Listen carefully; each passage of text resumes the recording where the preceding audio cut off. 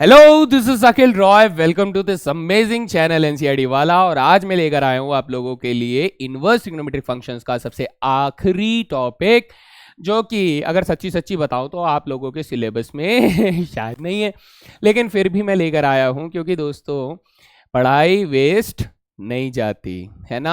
तो भाई छोटा सा टॉपिक है, बहुत ज़्यादा नहीं है, आप चाहें तो इसे स्किप कर सकते हैं। और कुछ बच्चों के लिए, जैसे अगर हम लोग स्टेट बोर्ड्स की बात करें तो शायद ये टॉपिक उनके इन्वॉल्वमेंट भी है। तो भाई सीबीएसई वाले बच्चे तो रॉक करेंगे करेंगे, साथ में अपने यूपी बोर्ड और बिहार बोर्ड जैसे बच्चे भी झंडे गाड़ेंगे भाई। और इस झंडे गाड़ने के चक्कर में हम लोग ऊंचाइयों को छूने वाले हैं। छुएंगे कि नहीं बताना है ना। तो भाई देखो, बहुत इजी सा टॉपिक है, लेकिन हाँ कई बार इसके बहुत मुश्किल क्वेश्चंस भी पूछ ले आते हैं। तो उन क्वेश्चंस को हम लोग कहाँ डालते हैं? हम लोग डालते हैं सर आईआईटी जेई वगैरह के एंट्रेंस वगैरह के क्वेश्चन में डालते हैं। लेकिन हम लोगों को थोड़ा इजी लेवल तक ही रहना है और इजी लेवल के क्वेश्चंस ही यहाँ पर अटेम्प्ट करने हैं। और थोड़ा थोड़ा बेसिक आइडिया देकर हम लोग इस टॉपिक को यहीं पर ख़त्म करेंगे। और फिर इसके बाद हम लोग क्या लेकर आएंगे? तो वो गाना नहीं है, वो पीछे से ऐसे गाते हैं, वो आ गया, वो आ गया, देखो वो आ गया। कौन आ गया सर, कौन आ गया? अगले टॉपिक में आप लोगों का दीदार करने के लिए आपका सबसे फेवरेट, आपका सबसे चहीता, आपका सबसे दुलारा प्यारा, जैसा मर्जी कह लो, कैलकुलस आ जाएगा। तो भाई ये सारी चीज़ें कहीं ना कहीं मुझे कैलकुलस में भी ज़रूरत पड़ेगी। तो अपनी ज्ञान चक्षुओं को खोलने के लिए तैयार हो जाइए। आखिरी टॉपिक इनवर्स ट्रिग्नोमेट्रिक फंक्शंस का है। और आज कुछ सवाल मैं आर डी शर्मा से उठा कर लाया हूँ, कुछ सवाल बड़े बड़े किताबों से, मतलब M L Agarwal, R S Agarwal जैसी किताबों से मैं उठा कर लेकर आया हूँ। तो भाई तैयार होते हैं और शुरू करते हैं, है ना। चलिए, तो ये रहा। आज हम जो बात करने वाले हैं वो बात करने वाले हैं क्या? इनवर्स ट्रिग्नोमेट्रिक सीरीज के बारे में, कि इनवर्स ट्रिग्नोमेट्री के कुछ हमें सीरीज मिल जाते हैं। सीरीज समझते हैं ना आप लोग? सीरीज क्या होता है? 11th क्लास में आपने सीक्वेंस एंड सीरीज पढ़ा था। सीक्वेंसेस में आपने पढ़ा था harmonic progression, geometric progression, arithmetic progressions. And series में आपने उन्हीं स्पेशल टाइप ऑफ सीक्वेंसेस को, या फिर अलग किसी रूल के बेसिस पे चलने वाले कुछ ऐसे नंबर्स के सीरीज को आप लोगों ने सॉल्व किया था। तो अब हम कुछ नंबर्स नहीं, हम इनवर्स ट्रिग्नोमेट्री के सीरीज को लेकर आने वाले हैं आपके सामने।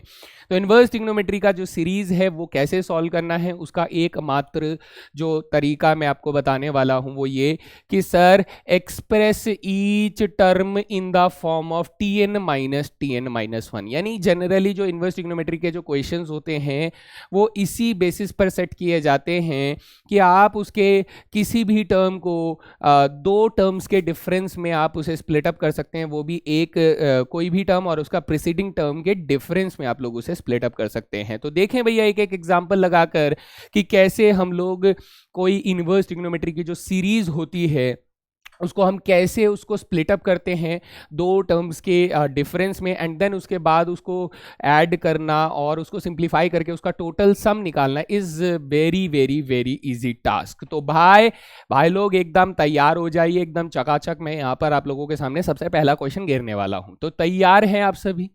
जी सर तैयार हैं। तो ये देखिए, ये कि सवाल देखने में बड़ा भयानक सा लग रहा है, डरावना सा लग रहा है, खौफनाक सा भी लग रहा है। और भी कोई उपमाएं अगर आप देना चाहते हैं तो कमेंट सेक्शन आपके लिए बिल्कुल खुला हुआ है। अपना दिल खोल कर इस सवाल को उपमाएं दें, ठीक है। और इसी के साथ अगर इस क्वेश्चन को सॉल्व करने की बात आए तो आधे बच्चे तो ऐसे होंगे जैसे वो कौन सी मूवी थी, धमाल मूवी थी जिसमें 4 वो होते थे और बाकी 3 पीछे हट जाते थे, तो है ना। तो वैसे ही बाकी मतलब आधे बच्चे ऐसे पीछे हट जाएंगे कि सर हमें सॉल्व नहीं करना, हम छोड़ देंगे ऐसा सवाल। लेकिन नहीं भाई नहीं, थोड़ा सा दिमाग लगाओ, थोड़ा सा खर्चा करो, तो आपको ये सवाल भी सॉल्व हो जाएगा, है ना। तो कैसे करना है बेटा? देखो, आप अगर सिर्फ इस वाले टर्म को देखोगे तो आपके मन में ख्याल आएगा कि सर इसे तो π/4 लिख सकते हैं, लेकिन नहीं लिखना है क्योंकि हमें आगे तक जाना है। आगे सर ये जो टर्म है ना, ये बड़ा भयानक सा लग रहा है, बड़ा डरावना सा लग रहा है। और इस सीरीज का सम जो हमें है वो इन्फिनिटी तक ढूंढना है। इन्फिनिटी मतलब अनंत तक, मतलब जहां तक आप सोच सकते हो वहां तक।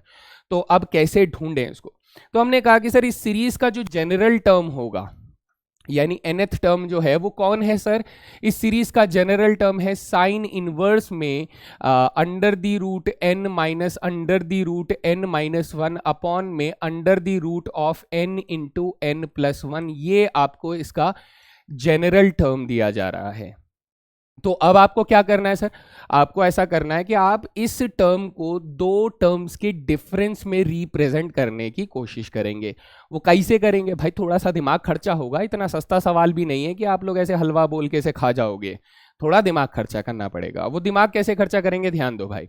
हमने कहा कि सर सबसे पहले तो हम इसे ऐसे कर देते हैं कि ये साइन इनवर्स है, यहाँ पर एक बार रूट एन के अपॉन में हम लोग root n into n plus one लिख देते, तो मैं इसको ऐसे लिखना ज़्यादा पसंद करूंगा कि ये root N multiply root N plus one हो जाएगा, और माइनस ये हो जाएगा root N minus one upon में root N under the root N plus one हो जाएगा। हाँ जी सर, ठीक है। फिर क्या आप लोगों को ये बात याद है कि sir sine inverse x plus sign inverse y का अगर हम लोग ध्यान दें तो इसका फॉर्मूला हमारे पास साइन इनवर्स, या फिर माइनस लिखो तो ज़्यादा बेहतर है, फॉर्मूला माइनस में ही चलाना है। तो sine inverse x minus sine inverse y का फॉर्मूला साइन इनवर्स में क्या होता है sir, x into under the root one minus y square minus y into under the root one minus x square करके ये फॉर्मूला होता है। तो बस इसी फॉर्मूले को अपनी नज़र में टिकाए रखें और इस चीज़ को इस फॉर्मूले के रूप में बदलने की कोशिश करनी है। तो काम थोड़ा सा ट्रिकी है, लेकिन करना तो पड़ेगा, है भाई, करना तो पड़ेगा। तो करते हैं सर। कैसे करना है जरा ध्यान से देखिए कि सर अगर मैंने इस पहले वाले टर्म को, कौन से टर्म को, मैं इसकी बात कर रहा हूं, है ना, इस टर्म को अगर मैं ऐसे लिखने की कोशिश करूं, कैसे सर, कि मैंने वन अपॉन में रूट एन को अलग से लिख दिया। अब ये जो रूट एन है, इस रूट एन को मैंने रूट एन प्लस वन के साथ लिख दिया, ऐसे करके लिख दिया, तो कोई खास फर्क तो पड़ता नहीं है, नहीं पड़ता है सर।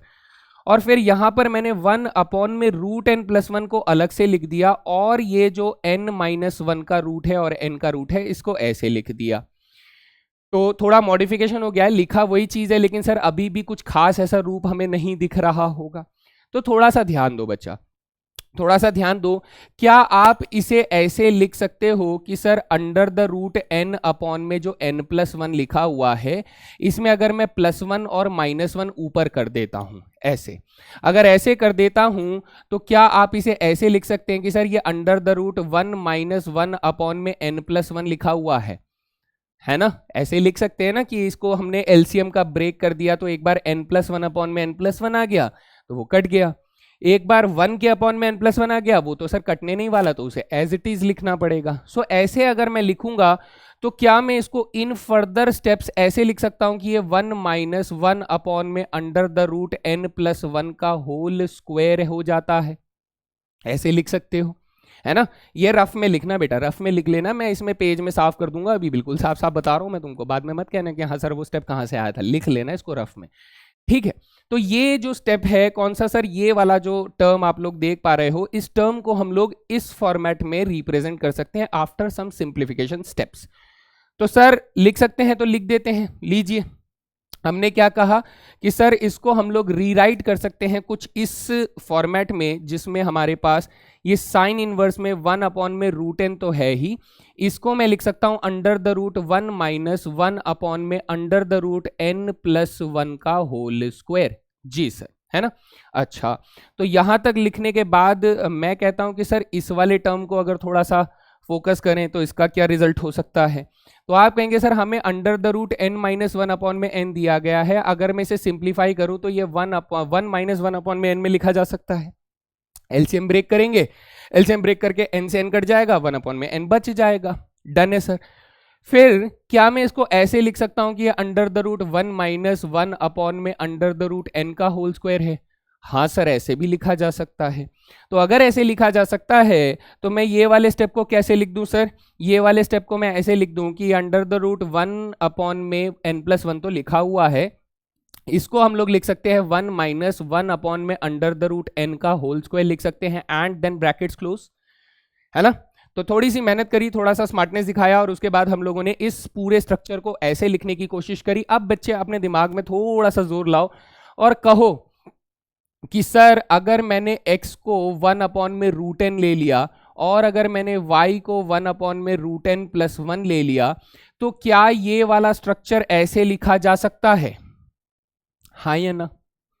हाँ या ना, जल्दी बताओ कि अगर मैंने x की जगह पे 1/√n ले लिया और y की जगह पे 1/√n+1 ले लिया, तो यहाँ क्या आ जाएगा sir, sine inverse 1/√n under the root 1 minus 1/√n का होल स्क्वायर माइनस 1/√n+1 फिर under the root 1 minus 1/√n का होल स्क्वायर, है ना। तो यही चीज तो लिखी हुई है सर।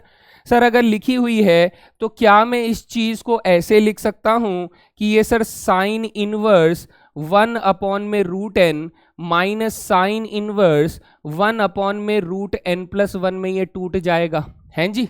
हाँ सर, फॉर्मूला लगा देंगे और कुछ तो खास किया नहीं हम लोगों ने। दैट्स इट, सिंपल, सॉर्टेड, बिल्कुल सॉर्टेड। अब ध्यान से देखिए बेटा, अब सीरीज का एक कॉन्सेप्ट आप लोगों को अच्छे से मालूम होगा, वो ये कि सर हमारे पास किसी भी सीरीज का जो सम होता है वो सिग्मा टीएन होता है। क्या होता है बेटा, जनरल टर्म का सम होता है।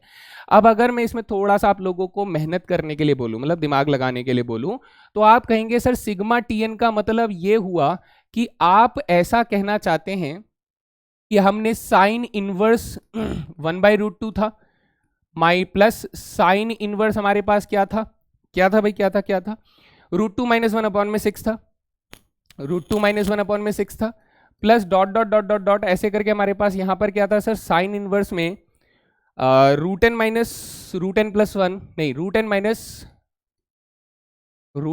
- 1 divided by under the root में n × n+1 ऐसे करके ये स्ट्रक्चर था, हैं जी।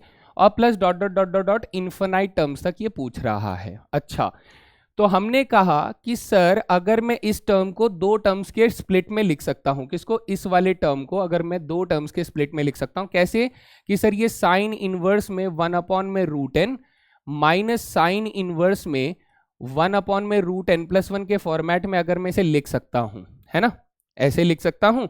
तो सर ऐसे करके हमारे आखिरी जो इन्फिनाइट वाला टर्म होगा वो साइन इनवर्स में 1 में इन्फिनाइट आ जाएगा, और क्या आ जाएगा, माइनस साइन इनवर्स में 1 में इन्फिनाइट +1 आ जाएगा। कितना आ जाएगा सर, इन्फिनाइट +1 आ जाएगा। बात यहां तक समझ में आती है। तो सर पहले वाला टर्म अगर मैं इधर से चलते हुए आ रहा हूं तो ये कैसे दिखाई देंगे, मेरा सबसे पहला टर्म हो जाएगा बेटा साइन इनवर्स में 1 माइनस साइन इनवर्स में बेटा क्या हो जाएगा, 1/√2 हो जाएगा, ऐसे हो जाएगा, ठीक है। और मुझे थोड़ा सा और जगह चाहिए जगह भाई, चाहिए मेरे को। हम लोग यहाँ से लिखते हैं कि सर ये साइन इनवर्स में 1 माइनस साइन इनवर्स में 1/√2 हो जाएगा। ये कहाँ से आया सर, ये मुझे कैसे पता चलेगा सर, ये सवाल आप लोगों का जेन्युइन है, बिल्कुल जेन्युइन है। ये कैसे पता चला बेटा, जब आपने n की वैल्यू क्या रखी सर, n की वैल्यू 1 रखी। अच्छा, तो इसका मतलब आप ये कहना चाहते हो कि सर इस वाली टर्म को अगर मुझे स्प्लिट अप करके लिखना है तो मुझे n की वैल्यू 2 रखना पड़ेगा, 2 रखना पड़ेगा। तो यहाँ पर जब आप n की वैल्यू 2 रखेंगे तो आपका फॉर्मूला कैसा दिखना शुरू हो जाएगा, आप कहेंगे सर ये बन जाएगा साइन इनवर्स में 1/√2 बन जाएगा, और माइनस साइन इनवर्स में बेटा 1/√3 बन जाएगा। I hope this is clear. कोई बहुत बड़ी चीज मैंने यहाँ पर नहीं लिखी है, आपको सिर्फ सब्सटीट्यूशन करने की जरूरत है सही तरीके से। तो ये साइन इनवर्स 1/√3 और प्लस डॉट डॉट डॉट हो जाएगा ऐसे करके। अब समझना है इसमें कि सर हमने इसको स्प्लिट अप करने की कोशिश करी, मतलब आप चाहो तो डायरेक्टली रिजल्ट कर सकते हो if you are smart enough, लेकिन मैं इसीलिए इसको इतना एक्सपैंड करके लिखवा रहा हूं ताकि आप लोगों को कंफ्यूजन ना हो और क्लियर रहे सारी चीज। तो ध्यान से देखेंगे सर इसमें होने क्या वाला है, इसमें होने ये वाला है कि सर साइन इनवर्स -1/2 जो माइनस साइन इनवर्स 1/2 है वो साइन इनवर्स 1/2 से कट जाएगा। सिमिलरली साइन इनवर्स 1/3 इसके आगे आने वाले एक टर्म से कट जाएगा। सिमिलरली ये वाला टर्म जो है इससे पीछे के एक टर्म से कट जाएगा। सिमिलरली ये वाला टर्म जो है इसके बाद वाले एक टर्म से कट जाएगा, और ये वाला टर्म जो है इससे आगे वाले एक टर्म से कट जाएगा। यानी कुल मिला के आपके पास बचेगा क्या सर, आपके पास बचेगा एक टर्म बचेगी साइन इनवर्स 1 जो सबसे पहली टर्म है, और सबसे आखिरी वाली टर्म बचेगी साइन इनवर्स 1 में इन्फिनिटी +1 बेटा साइन इनवर्स 1/∞ हो जाएगा, है ना, है ना। हाँ सर ठीक है। अब 1/∞ क्या होता है सर, 1/∞ तो 0 होता है। अब यहां पर हमारे इसका मतलब साइन इनवर्स 1 बच जाएगा और माइनस साइन इनवर्स 0 बच जाएगा। जी सर, तो साइन इनवर्स 1 तो सर π/2 होता है और साइन इनवर्स 0 0 होता है, तो इसका सम कितना आ जाएगा बेटा, इन्फिनाइट सम कितना आ जाएगा इसका, पाई अपॉन में 2 आ जाएगा। तो मुझे लगता है कि आप लोगों ने थोड़ा मेहनत किया, लेकिन एक अच्छा सवाल आप लोगों से सॉल्व हो सकता है। सो इसे प्रैक्टिस करें कि ये इस तरीके के सवाल आएंगे तो हमें थोड़ा सा दिमाग ज़्यादा लगाना पड़ेगा। ऑब्वियस ही बात है, ये आसान कैटेगरीज के सवाल में नहीं गिरता है। ठीक है, मैं मानूं कि हाँ ये क्वेश्चन समझ में आ गया है, तो चलते हैं एक और सवाल देखते हैं। एक और सवाल देखिए, ये देखिए, ये जो है अब सर इसे भी हमें इन्फिनाइट टर्म्स तक निकालना है ना, इसे भी इन्फिनाइट टर्म्स तक निकालना है। देख लेते हैं एक बार। यस सर, इसे भी इन्फिनाइट टर्म्स तक ही निकालना है। तो अब आप देखेंगे सर यहाँ पर हमारा जो जनरल टर्म है वो क्या है। सर इस क्वेश्चन के अंदर जो जनरल टर्म है वो आ रहा है tan इनवर्स में 2 की पावर n माइनस 1 अपॉन में 1 प्लस 2 की पावर 2n माइनस 1, ये लिखा हुआ है।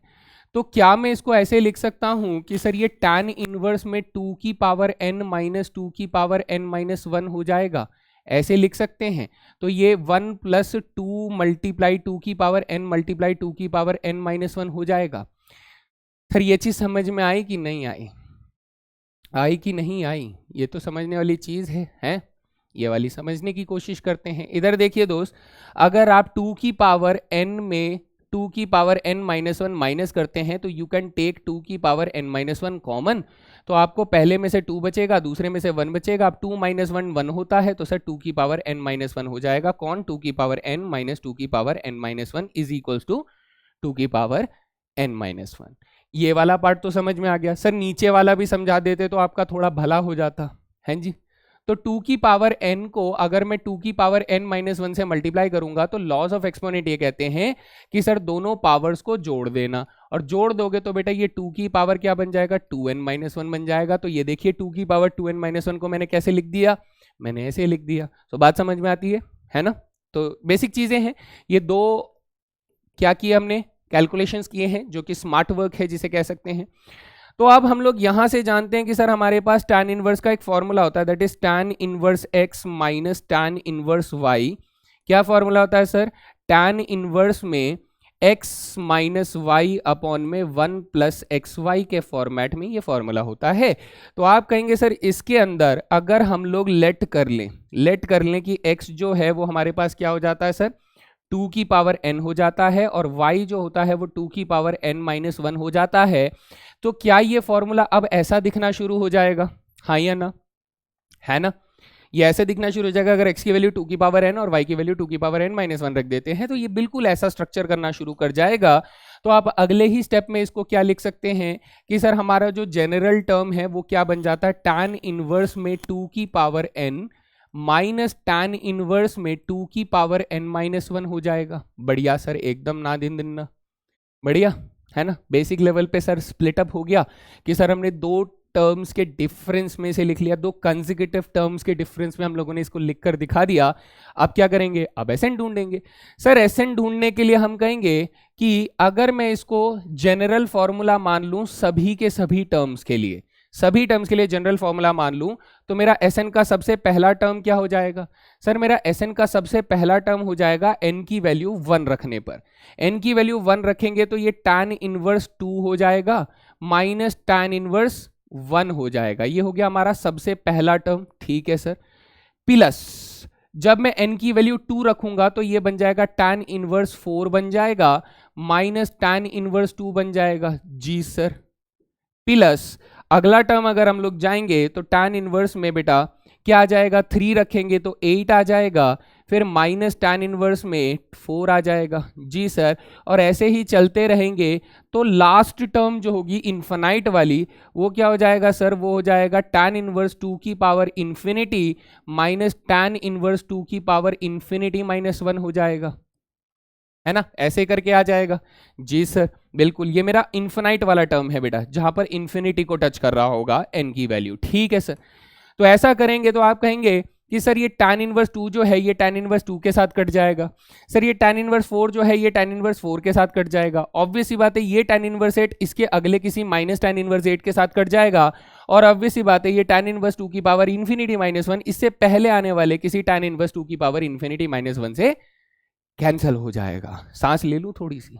ठीक है, सांस भी ले लेते हैं। फिर उसके बाद हमने कहा कि सर बच क्या रहा है इसमें, बच ये रहा है कि सर दिख गया, बच क्या रहा है हमारे पास सर, अगर मैं एस इन्फिनिटी निकालने की बात कर रहा हूं तो मेरे पास यहां पर भी इन्फिनिटी होना चाहिए, एन नहीं बोलेंगे, ठीक है, दिस इज इन्फिनिटी। तो हमारे पास सर एक तो ये वाली टर्म बची रही है नेगेटिव में और एक ये वाली टर्म बची रही है पॉजिटिव में, इसका मतलब tan इनवर्स 2 की पावर इन्फिनिटी बच रहा है और सर माइनस में tan इनवर्स 1 बच रहा है। अब सर ये 2 की पावर इन्फिनिटी सर इन्फिनिटी को ही जाएगा और tan इनवर्स 1 को tan इनवर्स 1 ही रहने देते हैं। tan inverse infinity sir 90 degree पर मिलता है और tan इनवर्स 1 सर हमें 45 डिग्री पर मिलता है, तो 90 में से 45 गया तो 45 आंसर आ जाएगा और इस तरीके से ये क्वेश्चन भी कूटे जाएगा।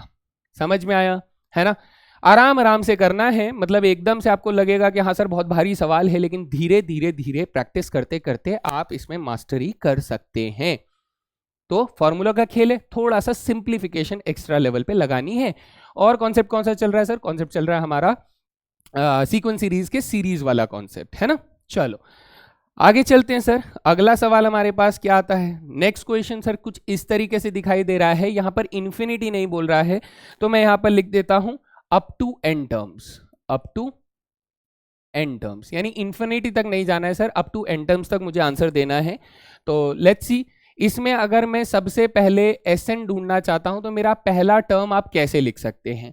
तो यहां पर आपको थोड़ा ऑब्जर्वेशन अच्छा करना होगा। ऑब्जर्वेशन मतलब कि आपको इसमें पहचानना होगा कि हमें क्या ऐसा करें ताकि ये सिंप्लीफाई हो जाए एक टर्म माइनस दूसरे टर्म के फॉर्म में। कैसे करें? तो इसके लिए बेटा अपने आंखों पर भरोसा रखो और बोलो कि सर हमारे पास फॉर्मूला क्या होता है tan इनवर्स का? tan inverse x minus tan inverse y अगर लेते हैं तो वो tan इनवर्स क्या हो जाता है? x माइनस वाई अपॉन में 1 प्लस एक्स वाई हो जाता है। तो अगर मैं इस फॉर्मूले में ध्यान दूं तो मुझे यहाँ पर हमेशा 1 प्लस जरूर मिलता है, जरूर मतलब जरूर जरूर मिलता है। बात समझ में आ रही है कि 1 प्लस जरूर मिलता है। अब बेटा ये 1 प्लस उस फोन की बात नहीं कर रहे हैं, कहीं तुम भटक जाओ, तो 1 प्लस जरूर मिलता है। तो इस फॉर्मूले में मैं देखूंगा कि सर मुझे 1 प्लस यहां तो मिल रहा है ना, यहां मिल रहा है 1 प्लस, तो इस 1 प्लस को आगे लिख दो। ठीक है सर, आप जैसा कहें वैसा कर देते हैं। तो हमने कहा कि ये सर हमारे पास पहला टर्म जो है वो tan इनवर्स कैसे लिखा जा सकता है? 1 प्लस, अब 1 प्लस है तो ये एक्स स्क्वायर प्लस एक्स है, ये क्या है सर? बचा हुआ एक्स स्क्वायर प्लस एक्स है। क्या मैं इसको ऐसे लिख सकता हूं कि सर ये एक्स प्लस 1 मल्टीप्लाई एक्स हो जाता है? हाँ सर लिख तो सकते हैं, एक्स स्क्वायर प्लस एक्स को एक्स प्लस 1 मल्टीप्लाई एक्स लिख सकते हैं। और ऊपर जो 1 है क्या मैं उसको एक्स प्लस 1 माइनस एक्स लिख सकता हूं? है ना? तो अगर आप इस फॉर्मूले में लेट कर लें, क्या कर लें? लेट कर लें कि सर x की जगह पे मैं x प्लस 1 रख देता हूं और y की जगह पे मैं x रख देता हूं, तो क्या ये स्ट्रक्चर बिल्कुल ऐसा दिखना शुरू हो जाएगा? हाँ ऑब्वियसली, हाँ बोलना बेटा, ना मत बोलना, हाँ बिल्कुल ऐसा दिखना शुरू हो जाएगा। इसका मतलब सर ये हुआ कि ये जो मेरा पहला टर्म है, क्या मैं इसको ऐसे लिख सकता हूं कि ये tan इनवर्स में x plus 1 minus tan inverse x के फॉर्मेट में लिखा जा सकता है? हाँ सर, ठीक है, थोड़ी मेहनत और हमें फायदा मिल गया। अगले टर्म को अगर आप ध्यान दे तो सर यहाँ तो 3 लिखा हुआ है, तो 1 तो है ही नहीं, 1 है ही नहीं, तो 1 है बेटा, है 1 है। आपको सिर्फ देखना वैसे है कि सर हमारे पास यहाँ पर अगर मैं 1 प्लस कर देता हूँ तो ये x square plus 3x plus 2 बचेगा। सर बचेगा। ये x square plus 3x plus 2 factorise हो सकता है? हाँ सर हो सकता है। तो अगर ये x square plus 3x plus 2 factorise हो सकता है तो क्या मैं इसको 1 plus x plus 2 multiply x plus 1 में फैक्टर कर दूं? हाँ सर कर सकते हैं। तो ऊपर वाले 1 को बेटा मैं x plus 2 minus x plus 1 लिख सकता हूं। आप कहेंगे अरे वाह सर मजा आ गया। तो सेम अब अगर मैं इसका सब्सटीट्यूशन ऐसे कर दूं, लेट कर लूं कि x की जगह पे आप x प्लस 2 रख दो और y की जगह पे आप x प्लस 1 रख दो, तो क्या ये स्ट्रक्चर बिल्कुल ऐसा दिखना शुरू हो जाएगा? आप कहेंगे हाँ सर बिल्कुल ऐसा दिखना शुरू हो जाएगा। So we can say that कि सर मेरा जो अगला टर्म है मैं उसको लिख सकता हूं tan इनवर्स में x plus 2 minus tan inverse में x प्लस 1, ऐसे करके लिख सकते हैं, है ना? तो आप कहेंगे कि सर ये हो गया हमारा सबसे पहला टर्म, ये हो गया हमारा दूसरा टर्म स्प्लिट अप हो गए। तो मेरा आखिरी वाला टर्म कैसा होगा, जो जनरल टर्म यानी nth टर्म होना चाहिए, वो कैसा दिखना चाहिए, कैसा दिखना चाहिए वो आप देखिए। तो आप कहेंगे सर मेरा nth टर्म जो होना चाहिए वो कुछ इस फॉर्मेट में होगा, कैसे, जिसमें tan इनवर्स में क्या होगा सर, tan इनवर्स में ऑब्वियस ही बात है, यहाँ देखो x में +1 हो रहा है, यहाँ पे x में +2 हो रहा है, तो इसका मतलब ये हुआ कि सर मेरा पहला टर्म जो होगा x में +n हो जाएगा और माइनस tan इनवर्स में x हो जाएगा। क्या हो जाएगा, tan inverse x plus n और tan inverse x plus n minus 1 होना चाहिए सर। क्या होना चाहिए, tan inverse x plus n minus 1 होना चाहिए, यानी एक कम होना चाहिए, कुछ ऐसा स्ट्रक्चर आप लोगों को बन जाएगा। ठीक है, अब सर कैंसलेशन वगैरह अगर हम लोग देखें तो ये क्या बनेगा सर, ये देखो tan inverse x plus 1 plus वाला जो है वो tan inverse x plus 1 minus वाले से कट जाएगा। ये देखो बेटा tan इनवर्स x प्लस 2 जो है इसके बाद किसी माइनस के tan इनवर्स x प्लस 2 से कट जाएगा। ये वाला जो tan inverse x plus n minus 1 है ये इससे पहले आने वाले किसी टर्म से कट जाएगा। तो हमारे पास बचेगा क्या सर, हमारे पास बचेगा एक तो tan इनवर्स में x प्लस n बचेगा। क्या बचेगा, tan इनवर्स में x प्लस n और माइनस में tan इनवर्स में x बचेगा। तो अब अगर मैं इन दोनों को उसी फॉर्मूले से, किससे सर, इसी फॉर्मूले से वापस से कंबाइन करूं तो यू विल से दैट कि सर ये tan इनवर्स में क्या आ जाएगा, x plus n minus x upon में 1 plus x plus n multiply x हो जाएगा, है ना, ऐसा कुछ दिखेगा। तो सर x और x कट गए तो मेरे पास न्यूमरेटर में क्या आया सर, n आया। डिवीजन में इसे मल्टीप्लाई करोगे तो x square plus n x plus 1 आ जाएगा, यानी x square plus n x plus 1 आ जाएगा। So this will be your final answer for this question. ठीक है, थोड़ा सा मजेदार सवाल है, थोड़ा सा आपको दिमाग लगाना है, बस यही कहूँगा, इससे ज़्यादा कुछ नहीं है। तो समझ में तो आ गया है ना, प्रैक्टिस करनी है, बाकी सर प्रैक्टिस की ज़रूरत है, और तो कुछ नहीं लग रहा है, तो इसे ट्राई ज़रूर करना है। और अगर आपको लगता है कि सर हमारे सिलेबस में नहीं है, हम नहीं करें तो चलेगा क्या, तो बेटा बिल्कुल चलेगा। ये अगर मैं सच्ची बताऊं तो एक चीज़ याद रखिएगा कि अगर आपको बोर्ड्स में 90+ चाहिए, राज की बात बता रहा हूँ बेटा, राज की बात नहीं है, वैसे बहुत लोगों ने बताई होगी लेकिन फिर से सुन लो, बोर्ड्स में अगर आपको मैथ्स में 90+ चाहिए तो कम से कम 5 बार एनसीईआरटी को ख़त्म कर लेना। ख़त्म करने का मतलब ये होता है सारे सवालों को, सारे।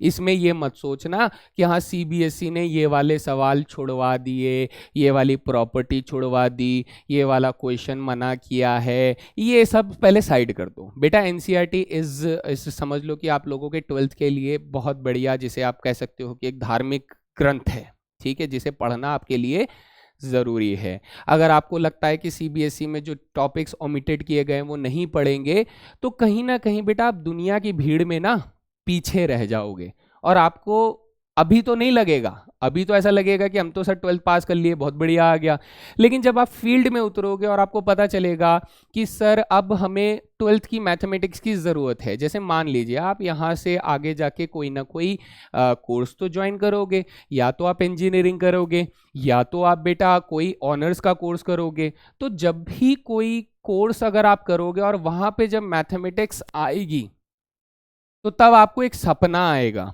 और उस सपना वो इतना खूबसूरत होगा जिसमें आपके आंखों से आंसू भी निकल के आ सकते हैं। तो वो सपना क्या होगा कि काश हम लोगों ने वो पढ़ लिया होता तो आज इतनी तकलीफ ना होती। तो तब रोने से अच्छा है बेटा आज सीबीएसई के हटाए हुए टॉपिक्स को ध्यान ना देकर अपनी एनसीईआरटी को ईमानदारी से पूरा करो।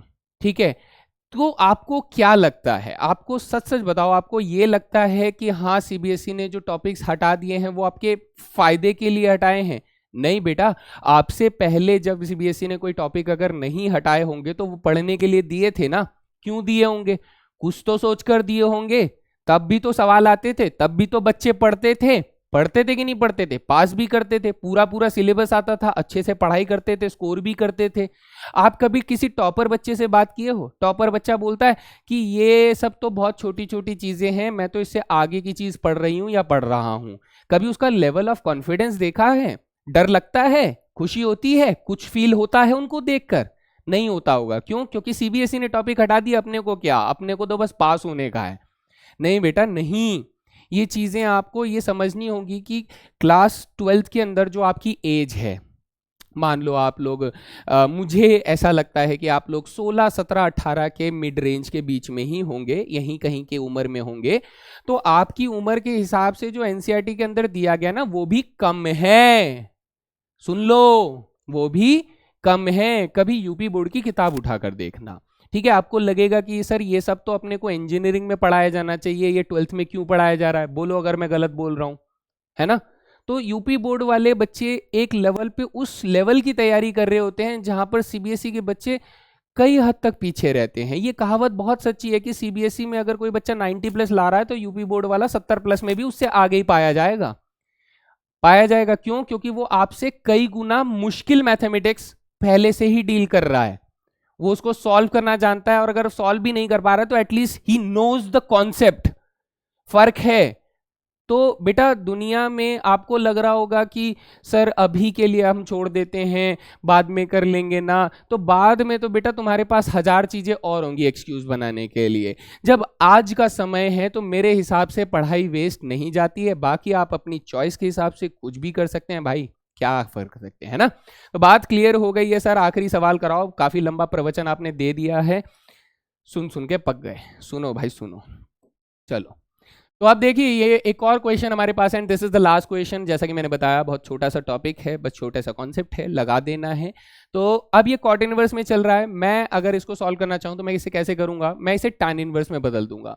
तो सर प्रॉपर्टी के हिसाब से ये tan इनवर्स 1/7 में बदल जाएगा, ये tan इनवर्स 1/13 में बदल जाएगा, ये tan इनवर्स 1/21 में बदल जाएगा, एंड सो ऑन। तो मैं इसे क्या लिख रहा हूं, अप टू n टर्म्स लिख रहा हूं। अप टू n टर्म्स का मतलब सर इन्फिनिटी तक नहीं जा रहे हैं हम लोग, n टर्म्स तक जाने की कोशिश कर रहे हैं, बस Sn हमें बताना है। तो आप कहेंगे सर tan इनवर्स 1/7 को कैसे तोड़ें, इसके लिए थोड़ा सा आप लोगों को क्रिएटिव माइंड होना पड़ेगा। क्रिएटिव माइंड कैसे, कि सर क्या आप 1/7 को ऐसे लिख सकते हो, 1/7 को कि सर ये 3 - 2 अपॉन में 1 + 3 इंटू में 2 है, लिख सकते हो कि नहीं? हाँ हाँ बोलो, हाँ जल्दी से हाँ बोलो। ठीक है सर, क्या हम लोग 1/13 को ऐसे लिख सकते हैं कि ये 4 - 3 डिवाइडेड बाई 1 + 4 इंटू 3 लिख सकते हैं? सर हम लोग 1/21 को ऐसे लिख सकते हैं क्या कि ये 5 - 4 है और 1/5 इंटू में 4 है, आप ऐसे लिख सकते हो। तो जस्ट ये क्रिएटिविटी आप लोगों को दिखानी है। तो जैसे ही आप इस क्रिएटिविटी को यहाँ पर लगाएंगे तो ये tan इनवर्स में क्या बन जाएगा सर, 3 - 2 अपॉन में 1 + 3 इंटू में 2 हो जाएगा। सेकेंड टर्म जो होगा बेटा वो tan इनवर्स में क्या बन जाएगा, 4 - 3 अपॉन में 1 + 4 इंटू में 3 बन जाएगा, प्लस थर्ड टर्म जो होगा वो tan इनवर्स में क्या बन जाएगा, 5 - 4 अपॉन में 1 + 5 इंटू 4 बन जाएगा। तो सर ये जो nth टर्म होगा वो क्या होगा, बस उसको पता लगा लें तो अपना क्वेश्चन सॉल्व है। ध्यान से देखिएगा बेटा, यहां पर आपने जो सबसे पहला वाला टर्म लिया है वो क्या है सर, वो 3 है, और क्या है सर 2 है। यानी अगर हम लोग नेचुरल नंबर के हिसाब से काउंटिंग करें तो नेचुरल नंबर तो सर 1 से शुरू हो गए हैं, तो यहाँ अपनी जो काउंटिंग है वो 3 से शुरू हो गए हैं। तो इसका मतलब सर हमारा जो जनरल टर्म होगा उसमें नेचुरल नंबर के हिसाब से काउंट करें तो +2 जाएगा। क्या जाएगा बेटा, +2 जाएगा। तो आप इसे ऐसे कह सकते हैं कि सर ये tan इनवर्स में हमारा जो nth टर्म होगा वो n + 2 - n + 1 हो जाएगा। क्या हो जाएगा दोस्त, n + 2 - n + 1 हो जाएगा। कुछ ऐसे लिखें तो ज्यादा बेहतर है, n + 2 - n + 1 हो जाएगा, और डिवाइडेड बाई बेटा 1 + n + 2 × n + 1 हो जाएगा। ये आप लोगों को स्ट्रक्चर बनना चाहिए, है ना, ये स्ट्रक्चर बनना चाहिए। तो अब हम लोग यहां से कहेंगे कि सर ये फॉर्मूला लगा देगा तो ये बन जाएगा tan इनवर्स में 3 - tan इनवर्स में 2 बन जाएगा, this is your first term. Plus second term क्या बन जाएगा, tan इनवर्स में 4 - tan इनवर्स में 3 बन जाएगा, so this will be your second term. Plus tan inverse में 5 - tan इनवर्स में 4 बन जाएगा, this will be your third term, है ना। तो इसी तरीके से मेरा जो nth टर्म होगा वो क्या बन जाएगा सर, tan इनवर्स में n + 2 - tan इनवर्स में n + 1 बन जाएगा, this will be your nth term. जी सर। अब यहां पर अपना ध्यान दो बच्चे, क्या ध्यान दो कि सर tan इनवर्स 2 जो है वो tan इनवर्स 3 जो है वो सर tan इनवर्स 3 से कट गया, tan इनवर्स 4 जो है वो tan इनवर्स 4 से कट गया, tan इनवर्स 5 जो है इसके नेक्स्ट कंसेक्यूटिव टर्म से tan इनवर्स 5 से कट जाएगा। सिमिलरली tan इनवर्स n+1 जो है वो इससे प्रीवियस tan इनवर्स n+1 से कट जाएगा when you right in a continuous form. ठीक है, तो सर बच क्या क्या रहा है हमारे पास? हमारे पास बच रहा है बेटा, एक बच रहा है tan इनवर्स में n+2 और एक बच रहा है tan इनवर्स में 2। तो सर अगर मैंने इन दोनों को कंबाइन कर दिया सो this will become tan inverse क्या बन जाएगा फॉर्मूले के हिसाब से सर? n+2 माइनस में 2 divided by 1 plus n+2 multiply में 2 बन जाएगा, है ना। फॉर्मूला तो ऐसे ही लगता है सर। सर -2 + 2 कट जाएगा तो ऊपर हमारे पास आ जाएगा tan इनवर्स में n आ जाएगा। डिनोमिनेटर में बेटा ये 2n + 4 + 1 यानी 2n + 5 आ जाएगा। बस यही मेरा आंसर हो जाता है ना। वेरी सिंपल, काफी आसान सा लग रहा है।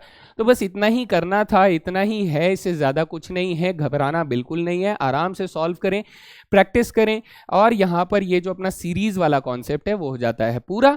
और मैं ये भी कहूँगा कि प्रॉपर्टीज या प्रिंसिपल वैल्यूज को मिला जुला के हम लोगों ने कंप्लीट ट्रिग्नोमेट्री, इनवर्स ट्रिग्नोमेट्री को जहाँ जहाँ से पॉसिबल था वहाँ से ठोका है। अब आप लोग अपने तरीके से क्या करेंगे, आप लोग सिर्फ स्टिक रहिए, ये सारी चीज़ों का इस्तेमाल आप लोग करिए। कहाँ पर? एनसीईआरटी में जितने भी सवाल हैं, एनसीईआरटी के अंदर जितने भी क्वेश्चंस अगर आपको दिखते हैं, हालांकि वो उस लेवल के क्वेश्चंस नहीं होंगे जो कि मैंने क्लास में करवाए हों या फिर प्रैक्टिस शीट में दिए हों, मगर आपको एनसीईआरटी के सभी सवालों को कम से कम 5 बार प्रैक्टिस करना है ताकि आप लोग उसमें इतना कॉन्फिडेंस गेन कर लें कि कोई सिर्फ सवाल बोले और आपको उसको सवाल खत्म करने से पहले आप उसका आंसर बता दे कि भैया मेरा आंसर तो यो आ रहा, थारा के आ रहा है, थारा आंसर के आ रहा। तो वो वाली कॉन्फिडेंस कब आती है बेटा? वो कॉन्फिडेंस तब आती है जब आप लगातार चीजों को प्रैक्टिस करते हैं। एक और छोटा जाते जाते मैं आप लोगों को एक छोटा सा मोटिवेशन देता हूं, इस चीज को समझना और प्रैक्टिकल लाइफ से कनेक्ट करने की कोशिश करना। ये कि बच्चा कभी आपने किसी सर्कस के अंदर किसी जोकर को जगलिंग करते हुए देखा है? जैसे वो क्या करता है, कुछ बढ़िया बढ़िया सामान अपने हाथों में घुमाता है, वो एक बार में 4-5 यहाँ तक कि बहुत ज़्यादा अच्छा और प्रोफेशनल जोकर है तो वो कम से कम 10 चीज़ों को जगल कर सकता है अपने हाथों में। आप कर सकते हो क्या? तो आप बोलोगे नहीं सर मुझसे तो 2 भी नहीं होते अच्छे से, 3 करने जाऊं तो होगा ही नहीं। तो क्या इसका मतलब ये निकलता है कि आप कभी नहीं कर सकते? तो ये अगर आप सोचते हैं तो बेटा आपके लिए फेलियर इंतजार कर रहा है। लेकिन अगर आप ये सोचते हैं कि सर मैं प्रैक्टिस करूंगा तो शायद 2 महीने 3 महीने बाद मैं भी 3 चीजें 4 चीजों को जगल कर सकता हूं, तो बस यही सोचना आपका पॉजिटिविटी बताता है कि आप बड़े से बड़े कॉन्सेप्ट को खत्म कर सकते हैं, बस मन में इच्छा होनी चाहिए। तो उस जोकर ने भी बेटा अपना नाम कमाने के लिए, अपना प्रोफेशन बनाने के लिए रात भर बैठ के उसने आपके आंखों के सामने गलतियां नहीं करी होंगी। ठीक है, वो स्टेज में गलतियां थोड़ी ना करेगा, वो स्टेज में उतरने से पहले जब रातों भर बैठ के वो 1 चीज 2 चीज 10 चीजों को जगल करता होगा तब उसके हाथ से चीजें गिरती होंगी और वो फिर से उठाता होगा और फिर से प्रैक्टिस करता होगा। क्यों? क्योंकि उसे वो शोडाउन वाला जो दिन होता है, जिस दिन आप लोग शो देखने जाते हो, उस दिन कोई गलती नहीं करनी है। तो कहते हैं इसको इसी तरीके से कि जब आप बोर्ड का एग्जाम देने जाते हो तो आपके पास होते हैं सिर्फ 3 घंटे। उस 3 घंटे में आप क्या कमाल दिखाते हो ये डिपेंड करता है कि आपने उस 3 घंटे से पहले कितनी रातों को जाग कर आपने उस दिन को जीने की कोशिश करी है। समझ रहे हो, है ना? तो सपने सिर्फ उन्हीं के पूरे होते हैं बेटा जिसने उस सपनों के लिए नींद को त्याग कर उस सपने को पूरा करने के लिए मेहनत करी है। ऐसी 90+ नहीं आते, ऐसे ही 100 मार्क्स नहीं आते बेटा। आपको लग रहा हो कि हलवा पूड़ी है, पकाएंगे खाएंगे गर्मा गर्म पेट भर जाएगा, ऐसे नहीं होता बेटा। मेहनत लगती है और जो इन मुकामों को हासिल करता है बेटा, दुनिया उनके सामने झुकती है और जो मांगो वो मिलता है बेटा। उनको जो मांगा वो मिलता है। स्कॉलरशिप ले लो, कॉलेज ले लो, टीचर्स लोग इज्जत करते हैं कि भैया ये देखो हमारा पढ़ाया बच्चा है, ये चीजें मिलती हैं बेटा। इस चीज को फील करने में ही अपना मजा है। अब आपको लगता है कि नहीं सर अपन तो 60-70 लाकर खुश हैं, कोई आपको जज नहीं करेगा कि आप 60 मार्क्स लाए 70 मार्क्स लाए, लेकिन क्या आपको सेटिस्फैक्शन हुई? क्या आपको वो चीजें मिली जो कि एक ऐसे बच्चे को मिली जिसने सच में अपने सपने को जीने की कोशिश करी है? तो आपको पता चलेगा, फर्क पता चलेगा। तो मेरे ख्याल से अब आप लोग इतने समझदार हैं कि मेरी बताई हुई बातों को अपने जीवन के साथ रिलेट करेंगे और उसके साथ कुछ पॉजिटिव निकाल कर लाएंगे। मैं चलता हूं भाई, मेरी तरफ से ये सेशन हो जाता है खत्म। बहुत सारी बातें आज बता दी, और इसी के साथ thank you very much guys. मिलते हैं अगले सेशन में, तब तक के लिए जय हिंद दोस्तों।